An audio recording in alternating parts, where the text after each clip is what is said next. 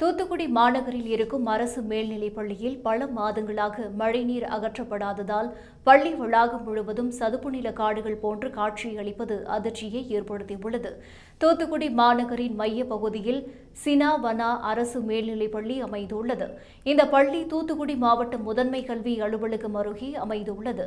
இது பள்ளிக்கல்வித்துறை சார்பில் தூத்துக்குடி மாநகரில் நடத்தப்படும் ஒரே அரசு பள்ளியாகும். இங்கு சுமார் 350க்கும் மேற்பட்ட மாணவ மாணவிகள் படிக்கின்றனர். இந்நிலையில் தூத்துக்குடி மாநகர பகுதிகளில் சில மாதங்களுக்கு முன்பு மழை பெய்தது.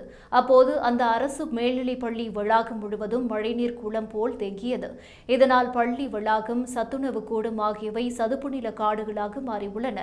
மேலும் பள்ளியின் பின்புறம் ஒரு ஆள் உயரத்திற்கு கோரை புற்கள் வளர்ந்துள்ளதால் பாம்பு உள்ளிட்ட ஆபத்தான உயிரினங்களின் வாழ்விடமாக மாறியுள்ளது.